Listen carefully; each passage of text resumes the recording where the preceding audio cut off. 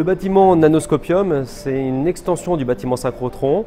Ce bâtiment fait 200 mètres de long. Il est composé de 4 cabanes expérimentales conçues par rapport aux contraintes qui ont été données par les scientifiques, qui sont des contraintes de stabilité qui se traduisent au niveau vibratoire et thermique. Nous sommes dans un bâtiment qui va accueillir 2 lignes de lumière. Une première ligne qui s'appelle Nanoscopium, qui va être bientôt mise en exploitation, et une deuxième ligne de lumière qui s'appelle Anatomix. Les 2 lignes ayant pour vocation de permettre de faire de l'imagerie à très haute résolution et dans des conditions de sensibilité extrême. Si vous imaginez un faisceau qui part depuis sa source au niveau du bâtiment synchrotron jusqu'à sa cible la plus éloignée, c'est un peu comme si vous essayiez depuis la ville d'Athènes de viser une pomme qui serait située sous la tour Eiffel. La ligne Nanoscopium, en fait, une énorme, giant microscope ou nanoscope à rayon X qui va servir comme un microscope optique. Regardez le détail d'échantillons, aussi en 2D et 3D, donc en tomographie, et les détails qui sont la concentration des éléments, le type des éléments qui se trouvent dans l'échantillon, leur état chimique, donc, et aussi leur morphologie. Et la combinaison de toutes ces techniques dans une échelle nanométrique qui serait l'unicité de cette ligne de lumière. La différence fondamentale entre la ligne Nanoscopium et la ligne Anatomix est que Nanoscopium est une ligne qui utilise un faisceau focalisé.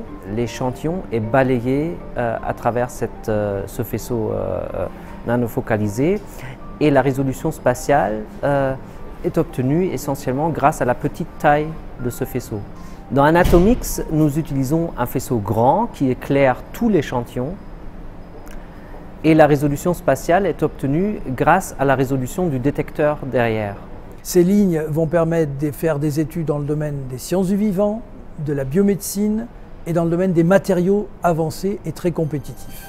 Un exemple, on pourrait regarder si un métal lourd entre ou non dans une plante. Est-ce que cette plante le récupère? Est-ce que ça reste dans la plante? Est-ce qu'on va le manger? Et on peut même regarder si cet métal entre dans un tissu d'un animal. Donc on peut, par exemple, faire une recherche qui a un impact très important pour la société. La ligne Anatomix va donc permettre de faire des avances essentiellement dans 2 grands domaines scientifiques.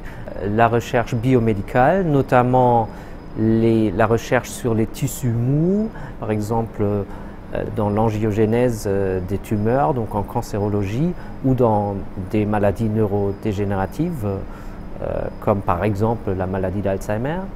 L'autre grand domaine sont les sciences des matériaux, où un grand nombre de nouveaux matériaux fonctionnels se distinguent par leur micro- et nanostructure qui déterminent leurs propriétés extraordinaires et donc il est très important de connaître cette microstructure.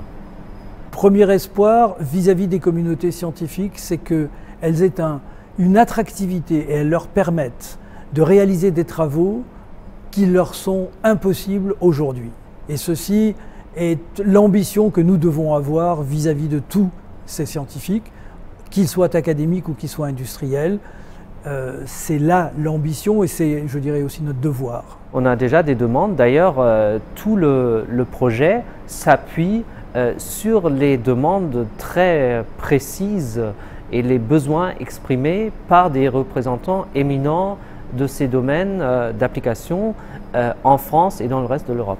C'est vraiment quelque chose que je pense va donner une possibilité unique, pas juste pour le Soleil, mais pour la communauté scientifique française qui va donner le résultat significatif international.